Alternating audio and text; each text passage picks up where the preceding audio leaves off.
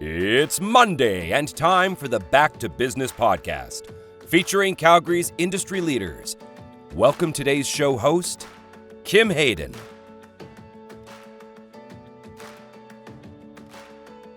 Better than a crystal ball? I have Luke Azevedo in the studio today, sharing all the insights as to what economic development and Calgary and Alberta is doing that so successfully is growing our economy and creating it the place you want to live, work, and play. But first, our land acknowledgement.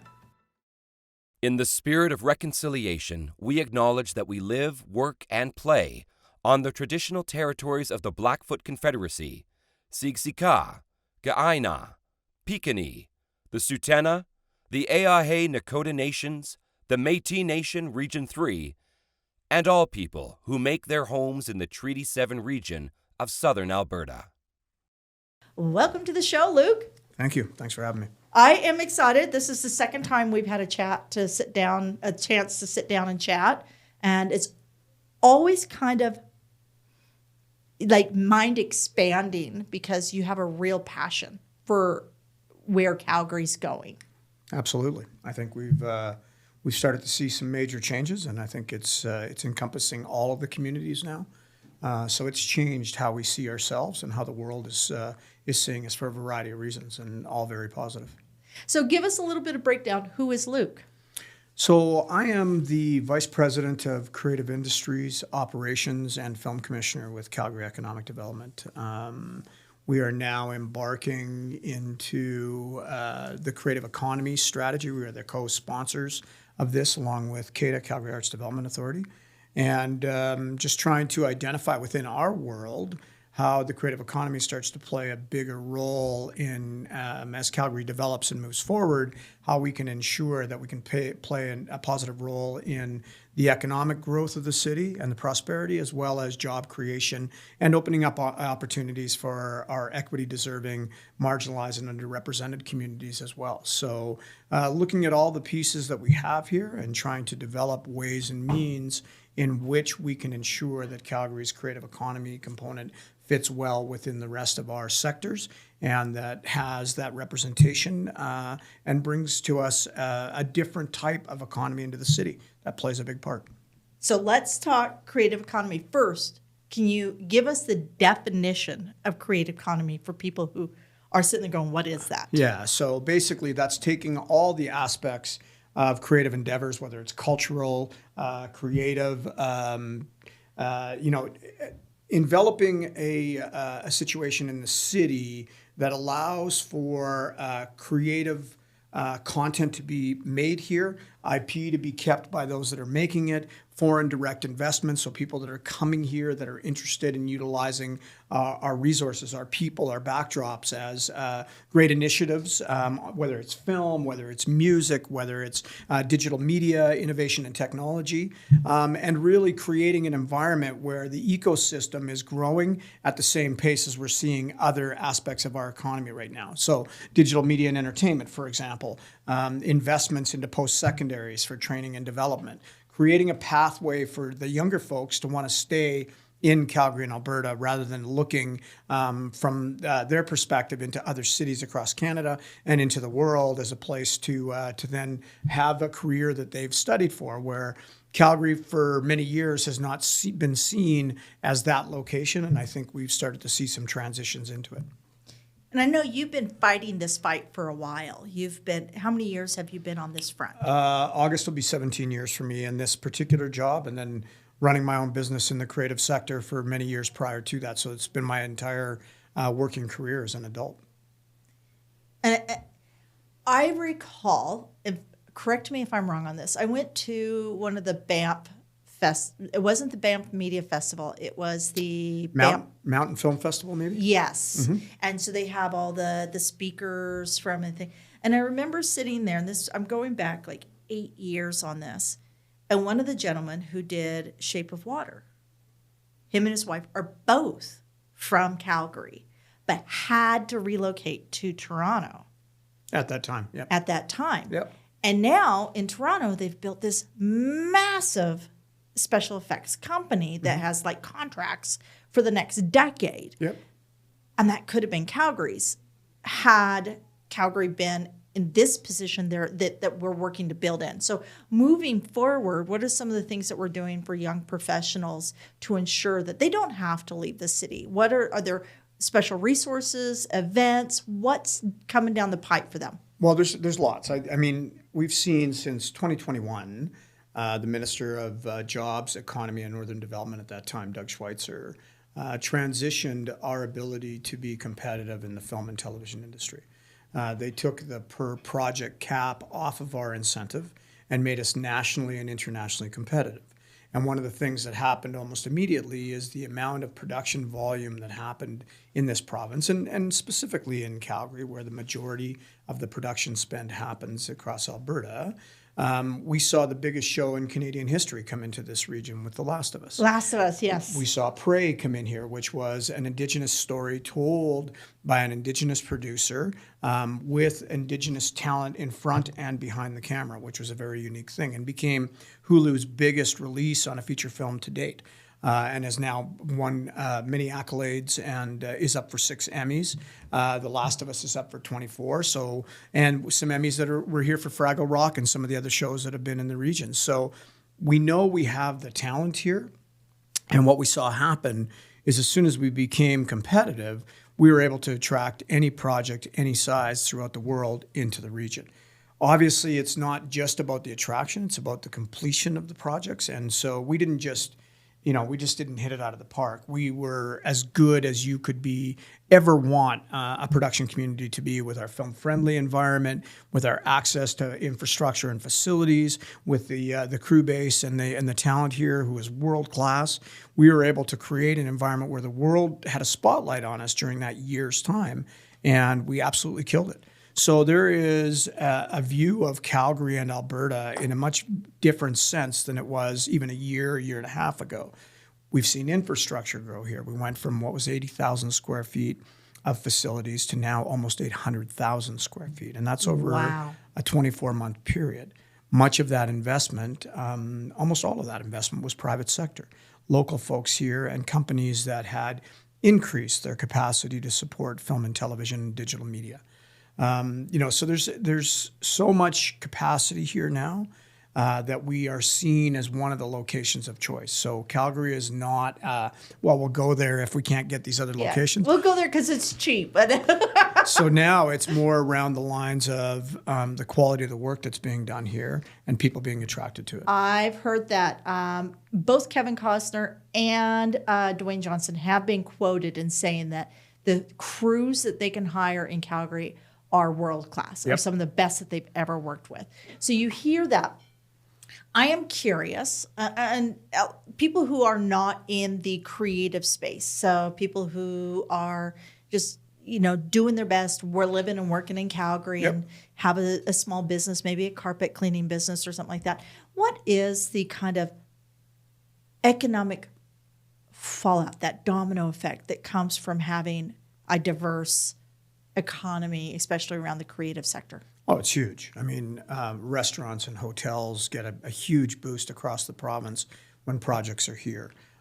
We have projects like Chinook Blast that has become sort of our winter festival now, and is utilizing businesses all over the city to accomplish the outcomes that we're looking for. I think any creative sector initiative is what we call multi-sectoral. You need people that can build. You need people that can paint. You need people that can do hair and makeup. You need people that can operate in a whole different sense. You need the community to be engaged. You need those restaurants to be wanting to accept these people coming in on a daily basis. You want the hotels to be film and creative friendly, so that when we've got people coming here for 9 months at a time, they have the ability to stay here and feel comfortable in what is a new home for that period of time. I think that there is so many opportunities for the peripheral, whether it's rental cars, whether it's food, whatever you're thinking about, there is an impact that happens as we grow the creative sector. Because what we're being asked to do is to bring people in and to look after them for a period of time. And we're a very culturally rich community that we don't talk about as much as we should. So people bringing their families here for periods of time, people being able to utilize the infrastructure that we have. We've also embraced our winter. I mean, like everybody, oh, it's cold. Well, you know what? If you really wanted to, you could walk the entire downtown core in the plus 15. You don't have to go outside, but go an hour down the road and see what that looks like to you. Wake up on a Wednesday morning where the sun is so bright, the most sunshine in any city in Canada on a yearly basis. And, the pathways that we have here, the largest pathway system in North America. So all of these things push for people to want to do things and be out in the community. So they're going to rent bikes, they're going to buy food and coffee, they're going to, they're going to take Ubers, and they're going to do a variety of things. So I think the collateral impact that occurs from the creative sector, I think is much further reaching than what we've been able to tell the story. And I think that's changing now. We look at our classic and traditional theater and arts groups here that, again, accolades globally because of the work that's being done here. And this city is known, obviously, for a variety of things. One of them is the Calgary Stampede, who really has embraced the creative economy in different ways, right? Joel Cali is crushing it. That's what I've found recently is Calgary is intentionally creating, I think it's almost like this super group of leadership. We snagged Mark Garner, brought him in. We've got Joel Cali. We're getting the best of the best to say, not in my city will we run into the issues that we ran into in 2014. We will not see this again. We will not be a single horse city. And that's what I is getting me so excited. Mm-hmm. It's almost like a rebirth of the city. I think you're right. I think there was a need for it. There was a lot of, in 2014, 2015, the talk was about comparing us to Detroit. Yes. Right. And that was very concerning across the board. And we saw at that time as, the impact that oil and gas had on our economic well-being on a yearly basis.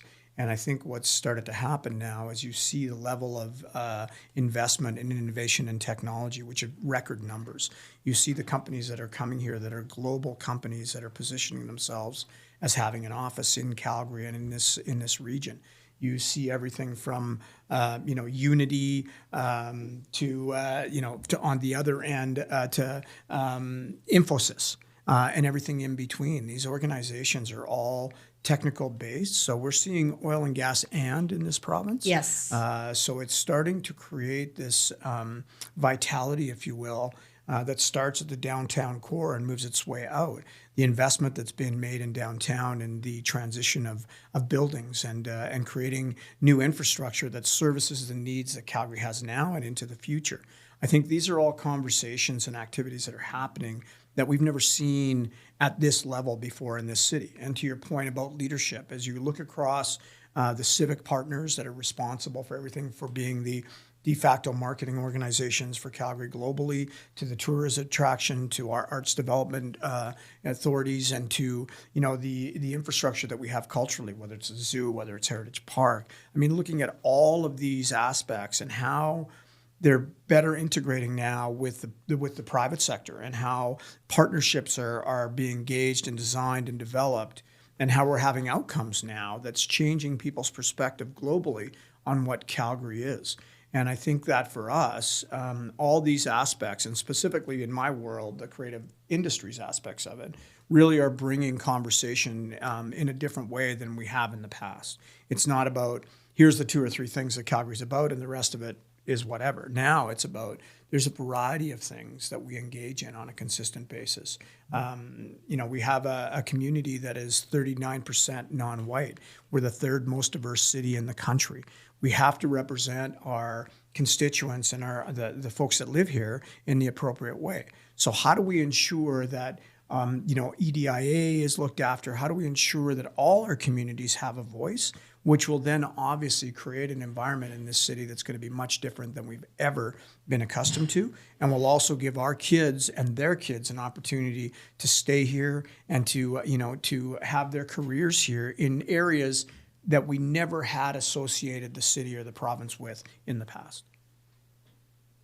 I read somewhere, this is totally off subject, but on subject, folks. I love trivia.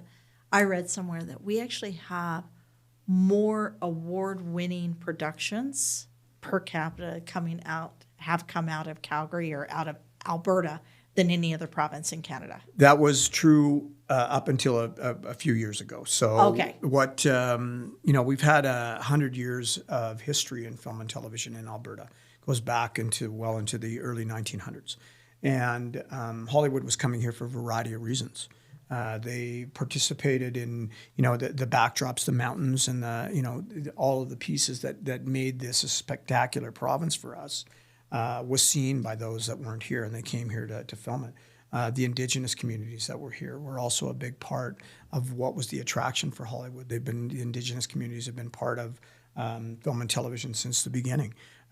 We are an award-winning location. We have many projects that have left here not knowing how good they could be until they came to Alberta to produce.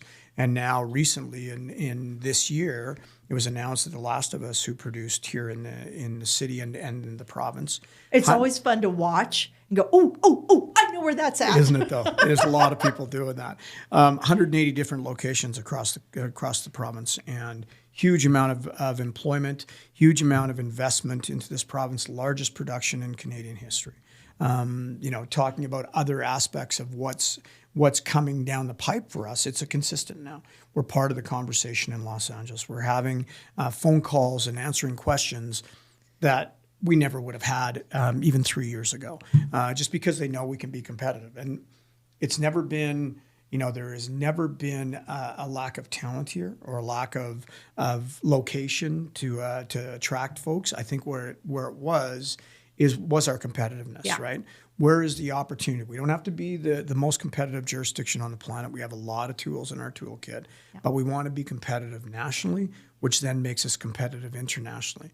And that, I think some of the things that have been done here in the last few years have now got a very different tone on what Calgary is and who we are. And the conversations that are being had is, can we get in there at the right time to do the project during the right times? And it's no longer, can you do this or do you have the capacity to do it? And that's going to be amazing for Calgary, especially in our summer months, because a lot of people would want to film here during the summer months. And yet most of the locals I know, they're at the lake, they're in BC, they're somewhere else in the month of August. Yeah. So, and I know that the conversation in past has always been, how do we create more economy in the city in Alberta for, July and August? Mm-hmm. Like, how do we keep, because we tend to keep pretty consistent all throughout the year, but August always has seemed, but then we're bringing more business in. I want to ask a question around young professionals. Mm-hmm. If you were to give advice to a young professional who pick an industry that's not, you just pick one, give me one, any industries. They're building a small business in the gaming industry. What would be your advice to that young professional on how to fund, start, scale here in Calgary on a local level, and then be able to move forward? What would be some of the advice that you would give?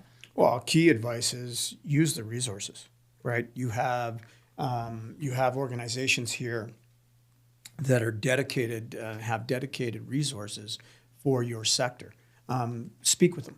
Find out where the funding is, right? So find out what's available within Alberta, what's available within Canada, where there's opportunities to grow businesses. And for us here, these kind of organizations in that particular sector aren't looking for AAA space downtown. What they're looking for is that old building that has 1 gig of connectivity and has squeaky floors and has all of these really cool aspects to it. These are industries that are not specifically 9 to 5. They're more 5 to 9, right? So there's a variety of change that happens when you start engaging in these kind of sectors. And I think it's important for people to understand that the resources and the support that are here is high.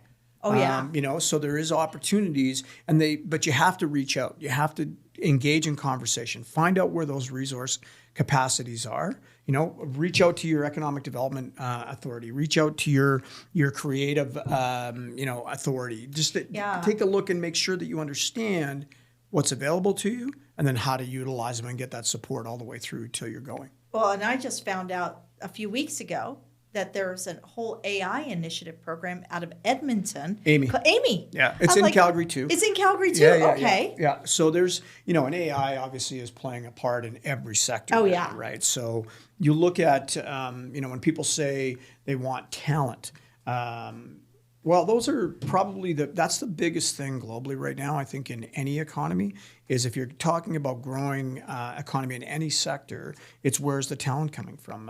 A great example of this in my world is that the Opportunity Calgary Fund just invested in Bow Valley College, who is now transitioning heavily into the digital media space and gaming and esports and such. And these are areas that are going to bring mostly, not all, but mostly younger folks into the fold, either with some career knowledge and background, or coming out of a post-secondary with a limited amount of skill sets. But these are folks that are now walking into an organization like Bow Valley, where they can learn and develop skill sets that are going to allow them to blossom in this area. And as soon as we have those pathways that are starting to get bigger and there's more people coming into the sector, then for us, that's a huge tool of attraction and bringing companies in, because they know that talent's here.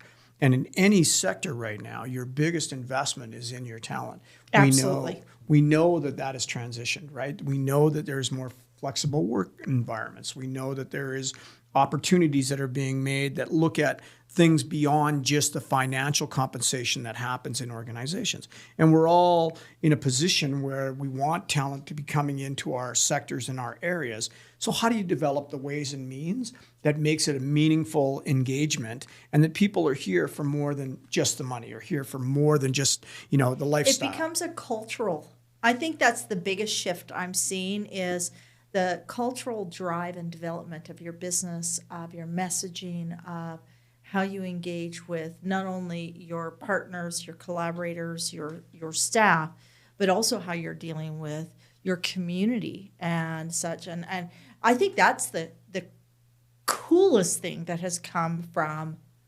COVID, in all reality, is this rethink around how we do business. Yep. And people are saying that we're in a Renaissance age. With the industrial age has now been boxes closed, we've packed that up, we've done that, right? I had a conversation with somebody talking about retirement, how it came to be, the term retirement, and that really doesn't apply when you're doing something that you love and you're working. They're calling it realignment, I think, at this point. Realignment. Yeah. Exactly. Yeah. And I get it. My husband's 63 and has completely reinvented his next 15 years of his career path, when a lot of people have gone that route of retirement.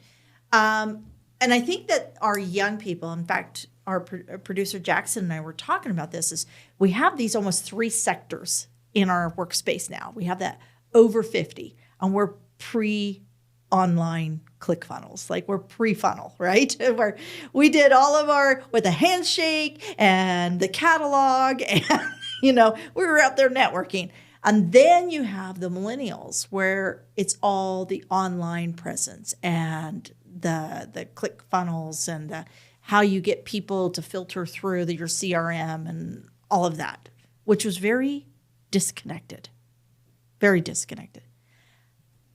And now I'm looking at young people under 30. A lot of them don't even have a social media account. They don't want Facebook. They don't want Instagram. They may have a LinkedIn, but they're running their lives very purposely, like purposefully. I think that's the correct word. Forgive me, folks. Work with me on this.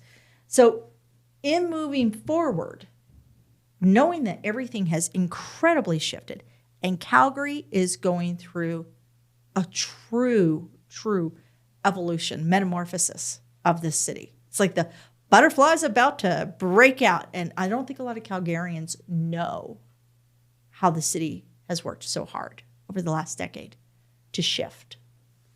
Yeah, it's a tough conversation, right? Because you've got, to your point, you've got a variety of different knowledge base. You've got a variety of different engagement that happens at different age groups, different sectors, different knowledge base that comes out of our media, how they're consuming the media, whether it is online or whether it's traditional. There's a lot of pieces to it now that are changing at a rapid pace. So I think, from our perspective as an organization and as a sector, we want to ensure that the right stories are told. And they're told in a way that people find them meaningful and find them authentic and want to be part of them. I think that's part of the process now. You look at some of the cities that have become donut downtowns, right? At 5 o'clock in the afternoon, everything clears out, and there's nothing happening down in certain spaces. I think we're starting to see a transition here. I think what we're finding is that, for example, embracing the winter, making sure that we have things for people to do outside during the months of January, February, and March specifically. I think that engaging at all different levels. I think some of our folks that would have been considered retiree age are being brought back into the workforce, or being asked to be back in the workforce, or transitioning within the workforce, because there's a necessity, there's a knowledge base there, there's a history, there's a capacity that I think is super important. And then our young folks seeing this as a viable location for a long-term commitment to a city. Many of the younger generation, and to the credit, we were the same, want to travel, want to see the world, want to engage in other areas. But for me, what I found is that as I did that throughout my career, Calgary was always home. So I ended up back here, and there was a bunch of reasons for it, right? Not just that that's where your family is, but also the fact that you could do a lifestyle that was different than most. We have, although we're seeing everything rise in cost across the globe, I think we're still a very affordable location, and it's still a very welcoming location. At 1.6 million people, we don't feel like that on a daily basis, unless you're in traffic coming into downtown. Yeah. But that's transitioning too. That's adapting to the next level of transportation and fixing things so that in a few years we're going to be in a position to be able to accommodate this growth. Seeing the level of people migrating into the province obviously should be telling us something. And I think that overall, although we struggle with the growth and development that we've had into different sectors, and I think there's still some historically embedded manners in which people are thinking we should be, I think that we're starting to see the light at the end of the tunnel. I think we're watching the downtown develop and transition. We're watching businesses coming into the region that we'd never been able to attract before. We're seeing levels of activity in sectors that used to be just, that sector happens over here and there's little wins. Now, these are part of our day-to-day economic evolution within the city and the province. I also think that as we start looking at how we're transitioning, and specifically around our resources, how we can find that balance between where we are today. That's the word, balance. Yeah, and where we're going to be in the next 20, 30, 50 years. Yeah. Our organization is not only looking at what exists today, but we're doing foresight. We're trying to determine what it looks like in every sector as we move down the road. And we're not talking about 1 or 2 years. We're talking 10, 20, 30, 40, 50 years out. And what does that pathway look like? And how can we start intentionally moving towards it and ensuring that we're developing and growing the opportunities for Calgarians to be part of it? Right, so that they do want to stay here, or they do want to migrate back, or they do feel that this is accommodating their needs and their wants, so that they can grow their family here, can afford a house, and can have a lifestyle rather than work to live, right? Yep. Which they do in many other major cities. So I think there's huge opportunities in this city at this point, and I think many organizations and many individuals across Canada and globally are seeing us as a destination of choice. And I think that's the direction that we need to continue to follow. I think that the opportunities that are afforded us by what we've created historically, by those that were before us, and cut paths that we're in now, and that the work that we're doing now to ensure that we continue to do that for the next generation that's coming in to be the next leaders in whatever sector we're talking about. Calgary has one of the most beautiful libraries, new libraries. It has the Bell Media, which National Music Center. the National Music Center, which so people know when you come and do a tour of Calgary, not only do we have incredible art everywhere on the streets of Calgary, our buildings are art in themselves. And Peace Bridge. platform, I'm going, where did this come from? It just popped up out of the ground, right? And it's like, there's so many things here. What's a hidden gem that you love? You probably know Calgary better than most. The entertainment district. I think what we're starting to see now is huge transition, right? So Arts Commons development, that's a huge investment. The largest cultural investment in Canadian history is happening right now. Right across the street, you're seeing the Glenbow, which is a hidden gem that not everybody knows about. It's also revitalizing and developing ways and means in which to showcase, that art and that presence of Calgary from that perspective. There's been investment from the Shaw family at the Glenbow that's going to allow everybody to be able to get in there for hopefully forever for free, so that they can actually engage and it's accessible to everyone. As you mentioned, the National Music Center and our library is seen as iconic buildings globally.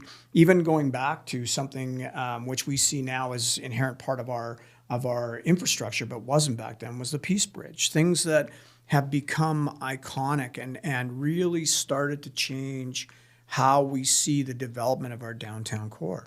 And if you get up on top of Scotsman's Hill, or if you go up to the top of Sade or even Capitol Hill, looking down into that core, it's so different. For those of us that have been here forever, the difference that has happened over the years and to where we are today, also being known as one of the best cities to live in the world. Being known as one of the cleanest large cities in the world, being one of the most connected or the most connected mid-sized cities for air flight. There is so many advantages to being here from the perspective of business as well as individuals that I think when we start really exploring Calgary, there's so many aspects to it. The restaurants that are here, you talk somewhere around Red 11. Seal chefs, we crank them out here, right? We got the best. Yeah, and you got 11 of the top 100 restaurants in the country in a location that represents 10% of your population. I mean, this is stuff that is meaningful to us. The thing that I do find, and it's amazing to me that it still exists as we continue to grow, was the friendliness of the city. How people find the city when they're here and they're engaging with day-to-day with Calgarians, and how people feel about how they're being treated. You mentioned something at the beginning about the aspect of what makes a city a location that you want to choose. And how you feel about where you're at when you're in that city, I think is so, so important. And I think Calgary brings this reputation that's well-deserved, that as we continue to grow, we still feel like a smaller city. And we're still in a position where you can talk to people on, as you're walking down the street.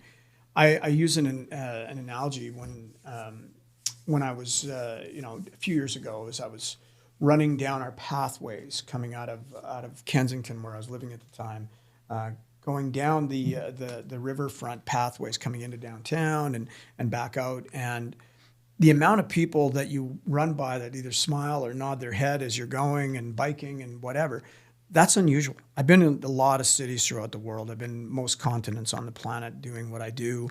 And I got to tell you that when you start to really evaluate that part of culture about how people treat each other as individuals, I think we're in a really good place here.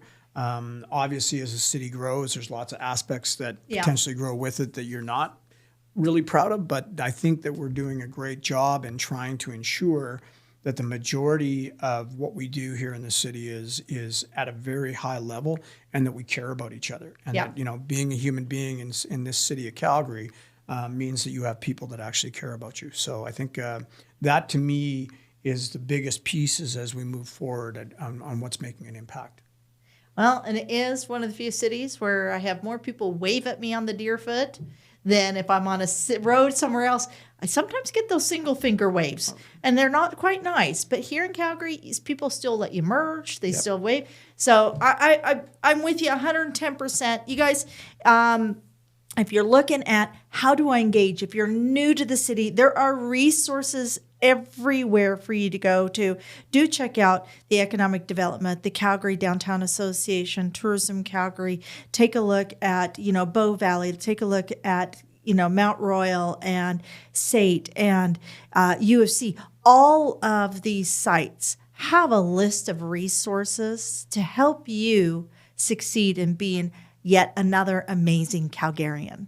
So, Luke, I just want to say thank you so much for taking the time to come over to our studio here over at the Calgary Peak Club, or however you want to say it, CPC, because we ourselves here are on that same journey of rediscovering and growing with our city, and especially supporting our young professionals. Fantastic. I Thank appreciate you having me on. I'm happy to speak about the city as I do as part of my job globally. I'm happy to be here and give an opportunity to speak about what we do here, and hopefully Calgarians start to get a better sense of what's actually developing and growing in our city. Thank you for joining us today on the Back to Business podcast. Be sure to visit calpeteclub.com, calpeteclub.com, to find out more about upcoming events, networking opportunities, and membership. If you are not already a valued member at the CPC, where we are proudly connecting and supporting Calgary's business leaders.